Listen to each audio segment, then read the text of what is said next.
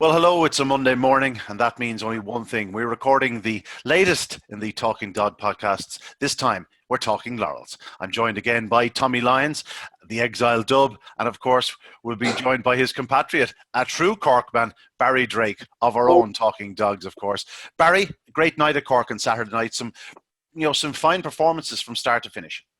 Yeah, that's right. I mean, it was great to get it up and running for 2020 on Saturday night, and there were some popular local winners as well along the way, which always adds to the occasion in Cork.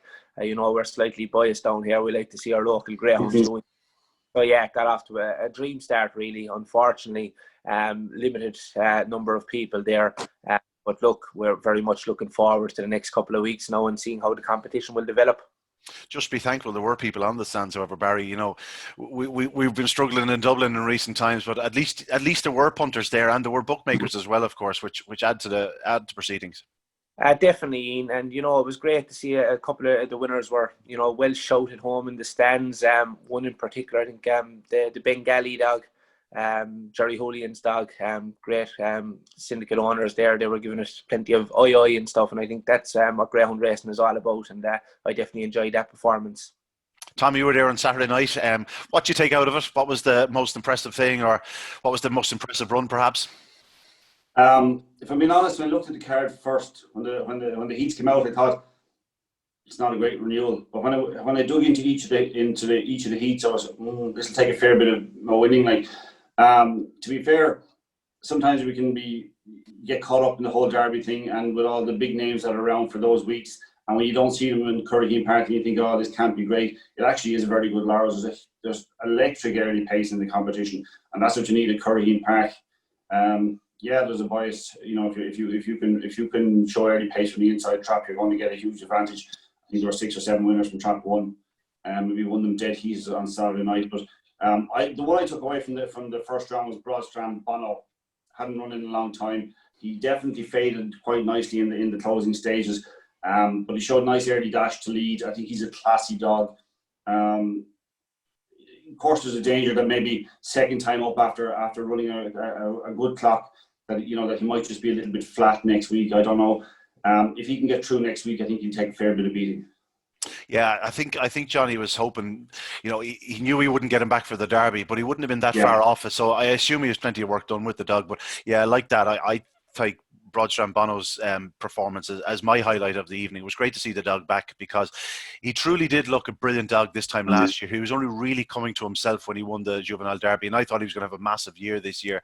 As you say yourself, he has the stamina to say 550 yards, but as he was developing last year, the early speed kept coming and coming and coming to a point where there were very few dogs that were going to lead him into the opening turn. On Saturday night, very impressive, no doubt. I, like yourselves, lads, looked at the original Laurels and went, they are different dogs, and I'm very, very much aware of that. They are real. It's a real speed test, of course, the Laurels is. But when you actually look at the top 10, 12, 14 in the betting, you're going, God, if they get to the semi-finals, this is going to be a hell of a Laurels.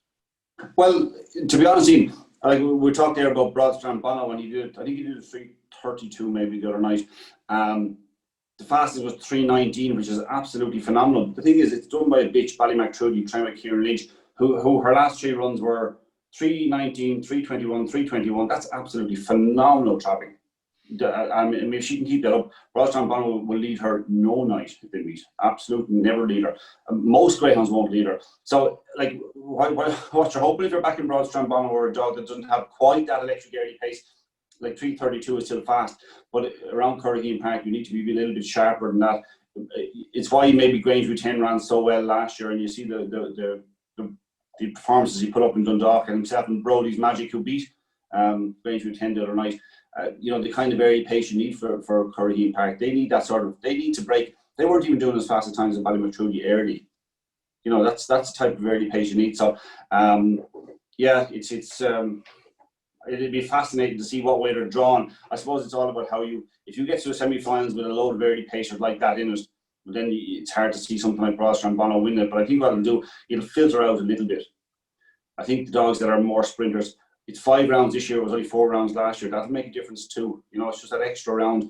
And as you say, they're doing fast times, a bit like they were in the Derby. Doing fast clocks and doing that every week is not easy. Yeah, It's, the 5 weeks, of course, is due to the pandemic. The Cork Jazz was cancelled, and as a result, they didn't clash. So they said, well, let's stick in the 5 rounds again, because a competition like this deserves the full treatment, the 5 rounds. 4 rounds to me, and Barry concur. I think 4 rounds is it kind of cheapens it a little bit, if you ask me. It's supposed to be a proper test.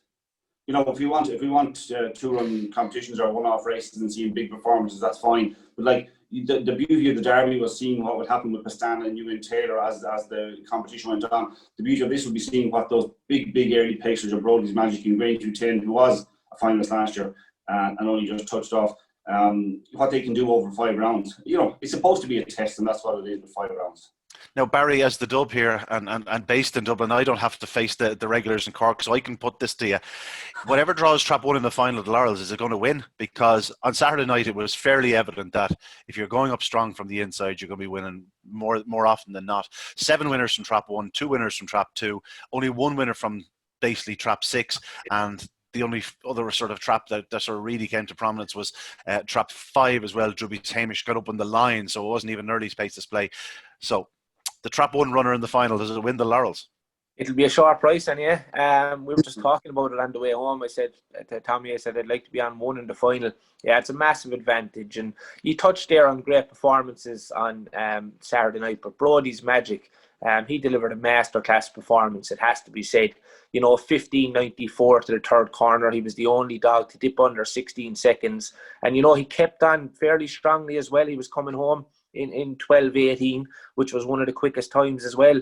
But as you said, look, draw is going to be massive going forward, especially with so many flying early pacers. And if you're drawn on the inside, well, the race will be there for the taking. Yeah, to the eye, Brody's Magic was very impressive. But what was even more impressive was that was Greyhound 10. He was leading up to the corner, and he led him with sort of relative ease. It was a comfortable enough lead into the opening bend. He looks made for Cork. Now, I know he's in 5 the next night, but in reality, if he comes out level, he should get across. But he is a draw-dependent greyhound. He definitely wants the rails. We saw that on the Derby final night in Shelburne Park in the sprint. You know, even though he made a fast start, he used up so much energy trying to get across and couldn't get across Monbeg Medadi. Is that going to be a problem for him going forward, Tommy? Yeah, I think it is. I don't know the dog particularly well, apart from what I've seen really in Dundalk. And I would just suggest that maybe, and this could be wide of the mark completely, but I'd just be a small bit concerned as we go into later rounds and where the races will be a bit later. You know, those dogs, those sprint dogs that have just massive early pace and depend on doing it right early, just to spend that little bit more time in the kennels and they get to races 8 and 9 on the card. You know, like a 5 furlong horse sort of using up nervous energy, or yeah, a bit of that in. I mean, to my mind, actually, Brody's Magic might have been a small bit unlucky in the final of the sprint in Dundalk. You know, he showed a lot of pace up and he finished last, but because he was showing pace up and got a bit of trouble. He had a 28-second trial here, so I wasn't surprised that he won. I mean, the advantage of Trap 1 and the fact that himself and Greyhound 10 have a similar type of early pace, you're always going to side with the one on the inside if that's the case. It was the only surprise to me was that he wasn't favoured. Now that's probably talking hindsight a bit. You know, it's not important, but I just think that the two of them, very similar type of dogs. Greyhound 10 has proven over the 4 rounds. There's an extra round this year, of course. If there had been an extra round last year, he would have qualified for the final as well. He's only beaten, I think, a head and a short head or something like that.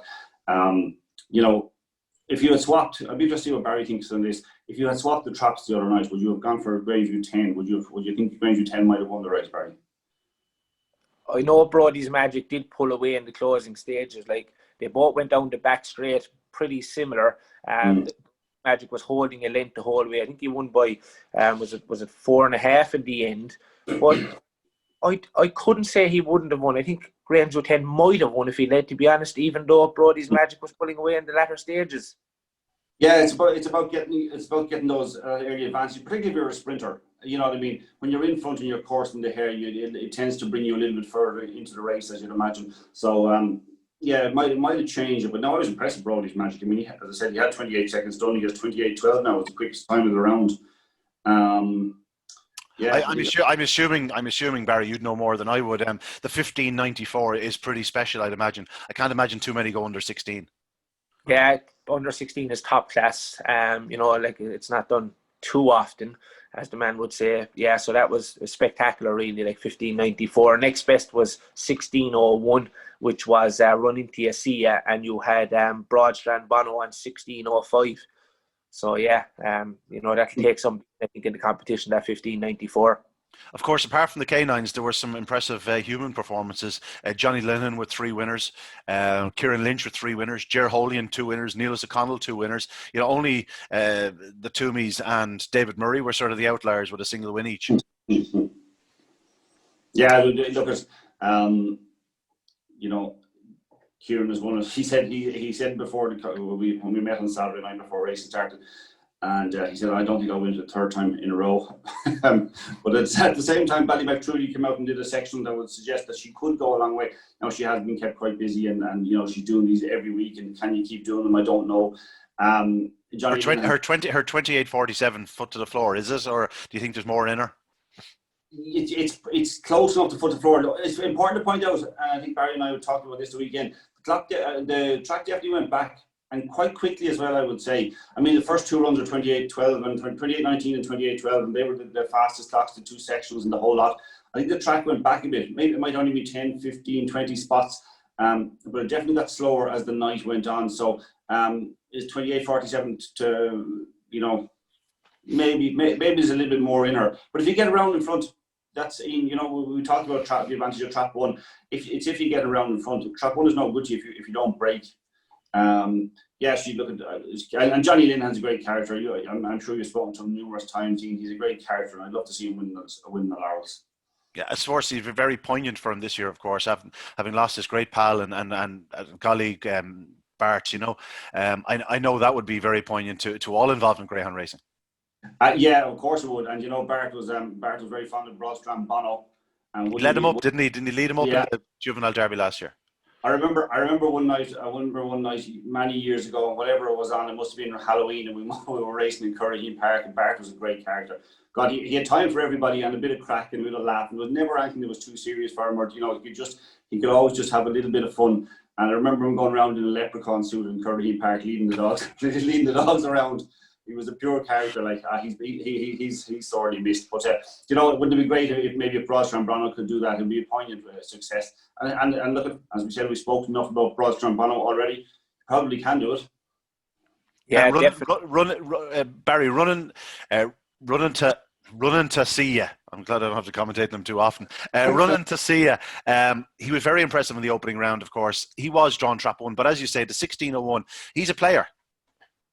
Yeah, he done everything right, but he definitely needed trap 1 heading into the corner, because there was a couple in with a chance going into the corner, and he made the most of the inside to slip around in front, and it was game over after that. Look, he's a high caliber greyhound, obviously in the Johnny Linehan kennel, but I know he done with a quicker time than Broadstrand Bono, but it's like when you're talking to Johnny Linehan, Bono is up at the very, very top, I think Bono could be the dog. And just speaking about Bart there, obviously it was very sad he passed away, but myself and Tommy were speaking to a person we won't name after racing in Curraheen Park on Saturday night. She's involved with a leading kennel, and we said to her, what's going to win the Laurels? And she said, hopefully Broadstrand Bono, obviously for Bart. So that'll tell you the love that there was for that man around Curraheen Park.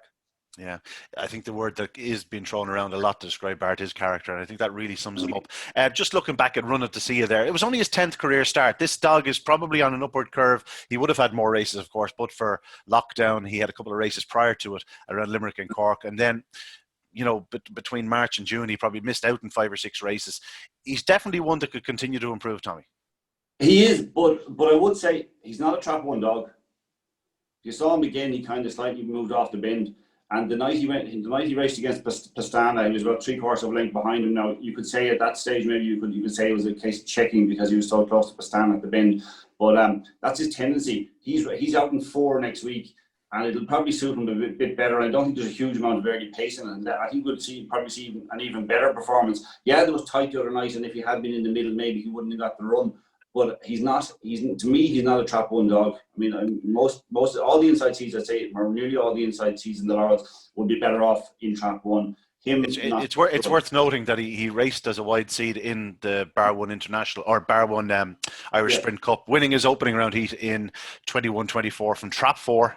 Certainly I wouldn't be put off by the box draw the next night for Run to See You.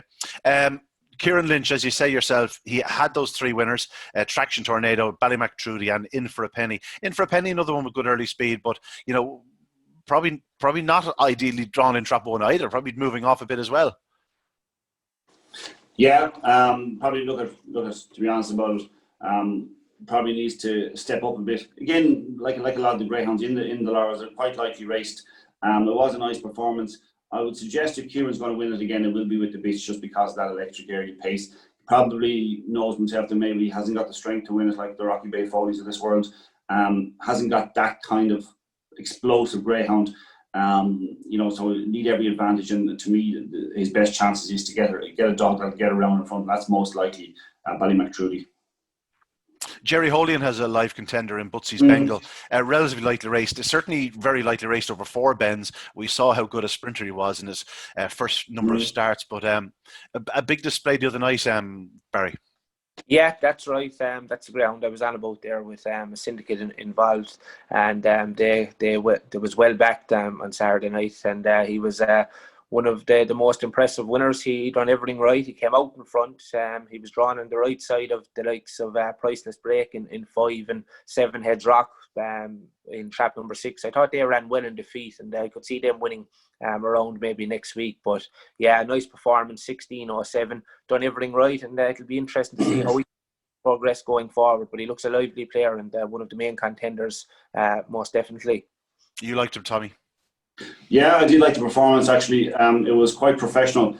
I have a McHard. I just marked a couple of arrows on it. Suggests I'd like to see the heat again, but did he just step a little bit to the right in the first few yards?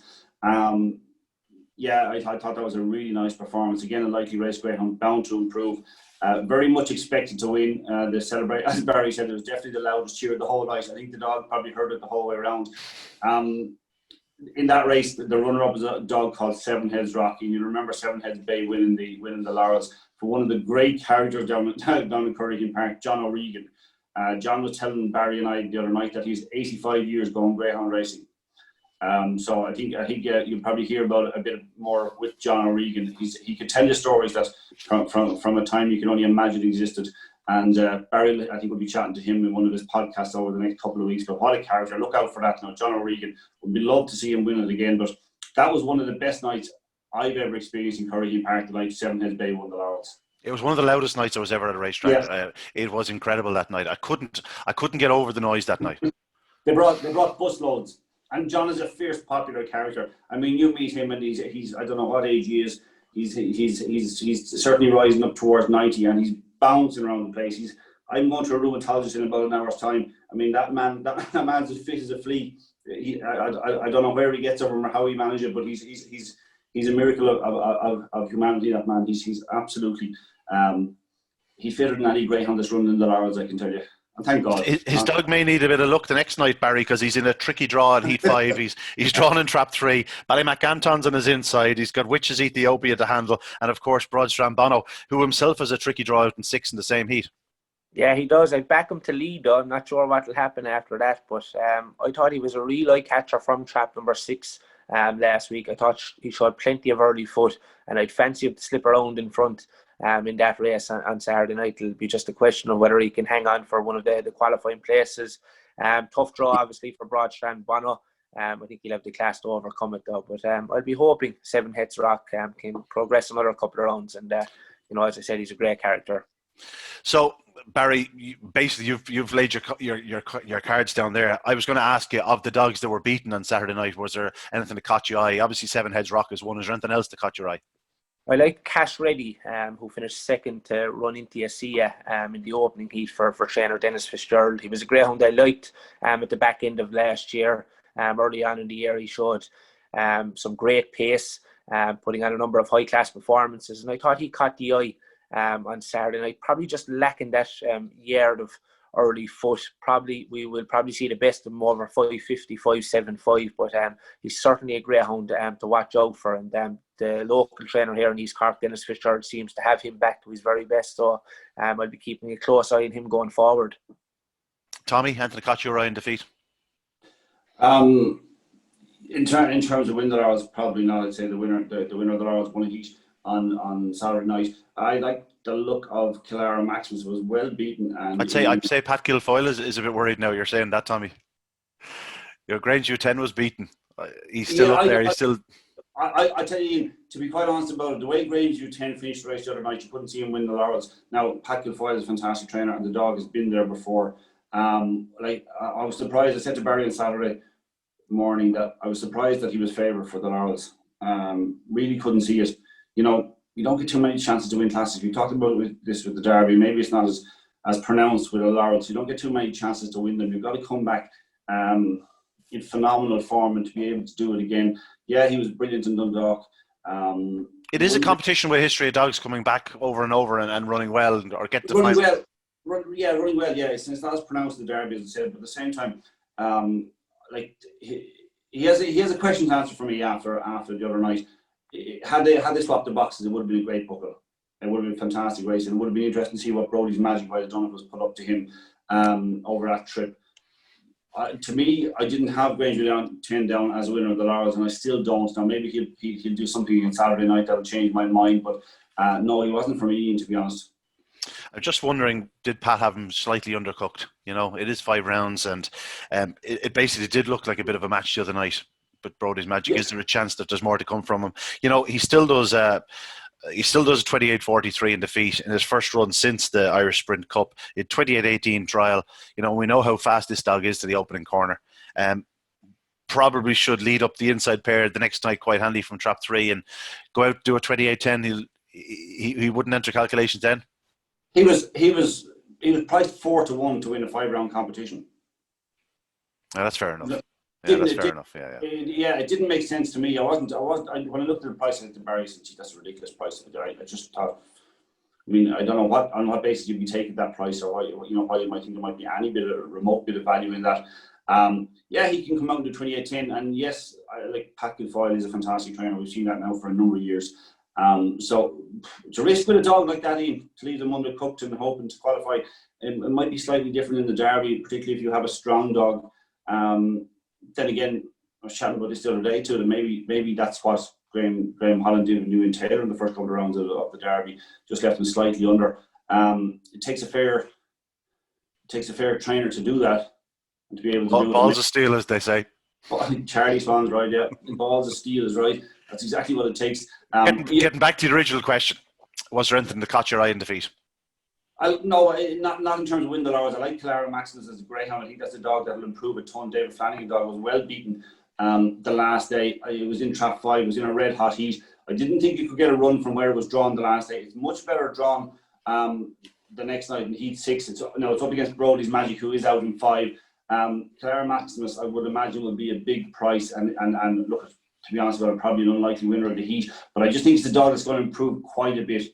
It caught my eye. I looked it up, all its races prior to the first round. Kind of knew it wouldn't get a run, and I'm just interested to see what it'll do next weekend. So it's in heat 6 there in trap 2, Killara Maximus. I'm going to nominate a dog called Rory Saab. He ran okay the other night. He's a pup with a lot of early speed. I really liked him in Kilkenny. He did a 3.24 the last night, first look, from trap 1.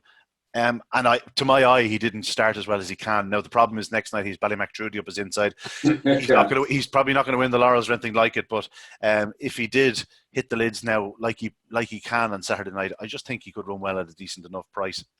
He's also got Risk of Thunder inside him on Saturday. And Risk of Thunder didn't break like she can the last night. Being drawn in trap 1, I think we'll see her to better effect. So yeah, that'll be a red hot heat. I did actually before the first round, the same as you. I was looking at Rory Saab, thinking this is an interesting dog, very lightly raced. Entitled to improve. Probably the Laurels is a bit too much too soon for him, but yeah, a dog to follow going forward. All right. Barry, was it cold there the other night? Is the weather going to play a part? You know, the way the fog comes in over the back there.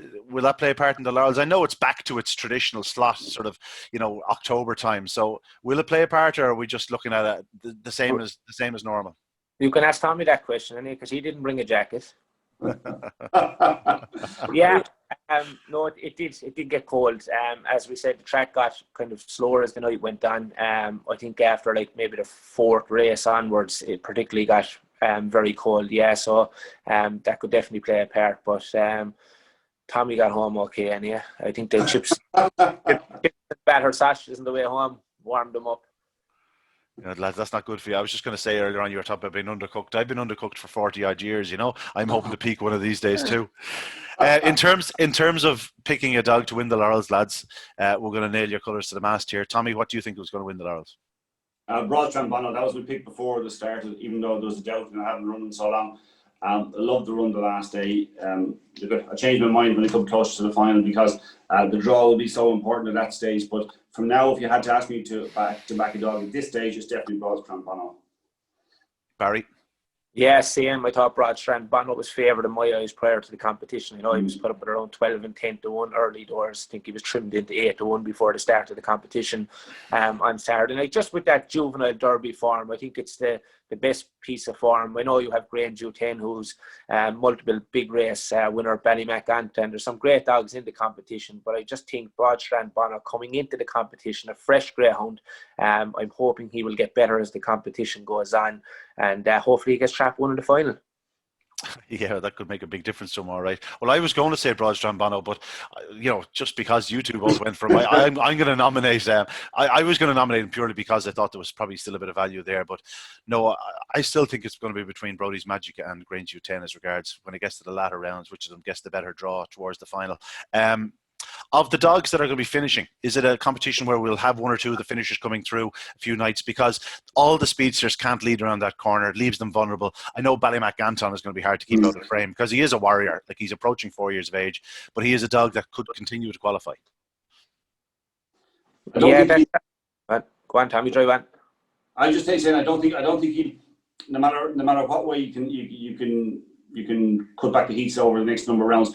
I don't think we'll get to the final of the Laurels without a lot of early pace in it. So I don't see a dog like Ballymac Anton being maybe sharp enough to win a Laurels, but I could definitely see him lining up in the final.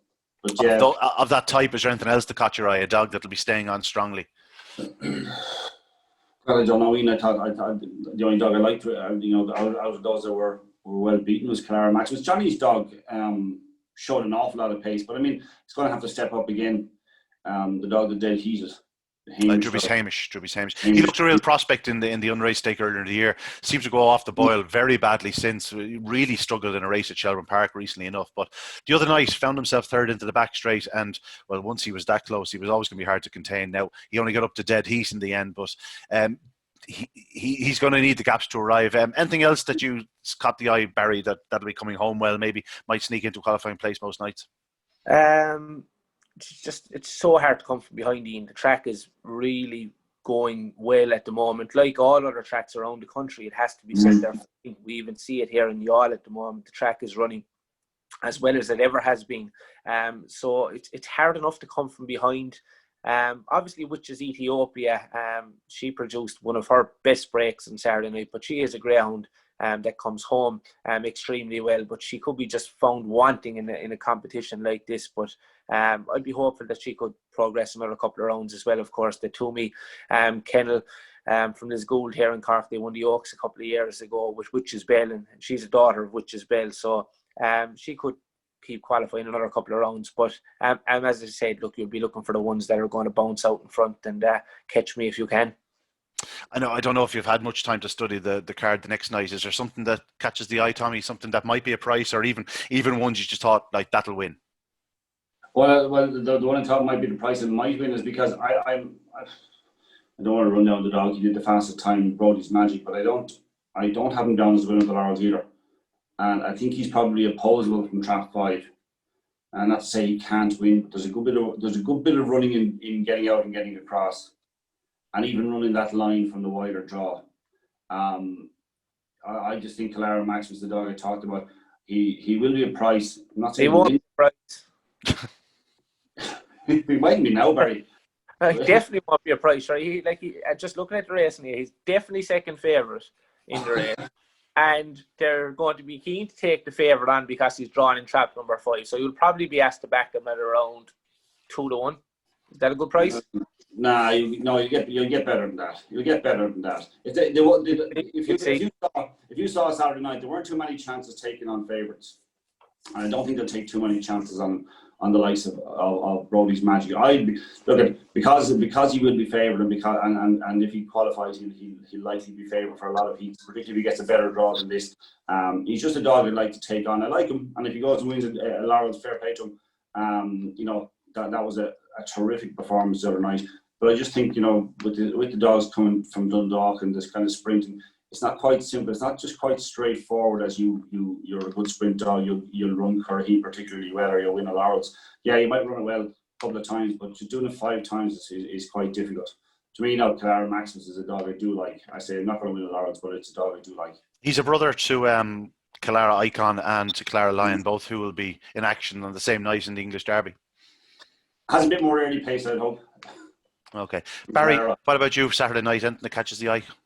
Yeah, I thought Priceless Blake would win the first race for Paul Hennessy. I think he's improved over his couple of outings here in Curraheen Park over the last couple of weeks, and I thought that was a high-class performance from a tough draw in trap number 5 on Saturday night, and he's got a great draw here in trap number 2, and I would expect him to make all the running in that race and in race number 3 as well. He'll be a veteran at that stage. He'll be just gone 4 years of age. Yeah, and running well. He'll do the business, and I think running TSE will win as well in the second heat, actually, even though it's a good race. But drawing trap number 4 there, I think that's another one that could dominate from start to finish. So Barry's given us the double. Yeah, nice early double. Just before we go, lads, as I mentioned, the English Derby does start this weekend coming. Any thoughts on anything that you'd be looking to back at a price, or which of the Irish dogs, or is there one of the English dogs you'd like to back? Well, I had the only bet I had in the Derby, the entire Derby, was New In Session before it started, the Irish Derby. Obviously disappointed with the run in the first round. I'd be willing to give it another chance. They're talking very, very highly about it. They're saying that he's in really great form, and he's only 11-1 best. It's not exactly a huge price for such a tough competition, but I don't think there's a huge amount of strength and depth. You know more about the English form than I would. I can't back Lance and Bocco until I see a good bit more from him. I'm not sure. Is Glengar Bale going over him? He is, yeah. He's there. Yeah, 25-1. Not really. I'd rather take a chance. It's probably not a great tip at 11-1 on a favourite at this stage of an English Derby, but he's a dog with immense pace. And possibly, if you had asked me before the Irish Derby, I would have thought him over New In Taylor. That was clearly way wide of the mark. But I think New In Session is a serious dog. I'd imagine he'll go a long, long way. Certainly not further than he went in the Irish Derby. I'll go a long way. 11-1. It's okay. Yeah, he was my selection actually prior to the Irish Derby as well. So I feel your pain. I think if he wins on Saturday night, it's a very, very hot heat, the last of the heats, if he wins on Saturday night, I still think there'll be a bit of meat in the bone at 11-1. I think he could be 6-1 if he wins that heat in good fashion. Because as you say yourself, outside of the Irish dogs, they're struggling for 1 or 2 numbers over there. There's actually a nice dog there called Gonzo. You'd be familiar with him, Barry, I'd say, would you? That's right, Jay. Started off his career in Youghal, and posted a big run. I think it was about 28-80 run. And it was great to see him win a Category 1 there recently in the UK. So I'll be following him closely in the Derby. It'll be interesting to see how he'll get on. Anything else that catches your eye in England? Look, as you said, their New In Session is the one to beat. Plenty short enough now for me at 11-1. Having dear money, lads. So I'll be looking elsewhere, maybe like Black Parachute or Glengar Bale at a big price. And it'll be a great competition once again, and hopefully it'll be another win for Ireland. Let's hope. Before I leave you, lads, the great man there on Saturday night, JBM, Jimmy Barry Murphy, he's done a great job in getting this himself and of course Tony Winters and others. They've done a great job to get this sponsorship up and going, and I think they got, well, the the Laurels last year produced something way beyond their expectations. It was one of the great classic finals of all time, both in terms of quality before the race and then the actual contest itself. Can we hope for something similar this year? Because they certainly deserve it for the work they've done. They certainly do, Ian. You know, with COVID-19, when all this happened this year, we could have been in trouble if we didn't have the sponsorship secured from last year. There's 4 years of sponsorship secured for the Laurels. That's absolutely huge. And it is testament to what Jimmy and what Tony did last year and everybody else involved with him. There was a kind of a big gang that kind of rallied around, and the support came from all over the country. It was huge. Can they expect the same? Maybe, because, you know, when you see a first round start, Johnny Linehan having 3 winners and Kieran Lynch having 3 winners and the like, yeah, maybe it can. And Broad-Strombono is the one we talked about Park Leahy and what it would mean. It would be that might just upstage every Laurels I've ever seen, including Seven Hills Bay, which, as I said, was the best night I've spent in Curraheen Park. Barry, you're too young to have seen JBM play football or hurling, are you? I've done plenty of research on that great man. And he was in super form on Saturday night. We had a great chat. And, you know, the man is an absolute legend here in Park. The minute he speaks, everyone just listens. So, and as I said, look, the competition got off to a fantastic start, as Tommy pointed out, with plenty of local winners on Saturday night. And I have a good feeling about this year's competition. And we're most looking forward to next Saturday night's action. It's going to be another bumper night of racing at Curraheen Park. Lads, I know you have lots of things to be doing, so I'll leave you there. That's it for Talking Laurels. The friends and supporters of Cork Greyhound Racing Irish Laurels will continue on Saturday night at Curraheen Park. And the message has been loud and clear from us. More of the same, please. Join us next week on Talking Laurels. We'll be discussing all the matters of the second round of this great competition.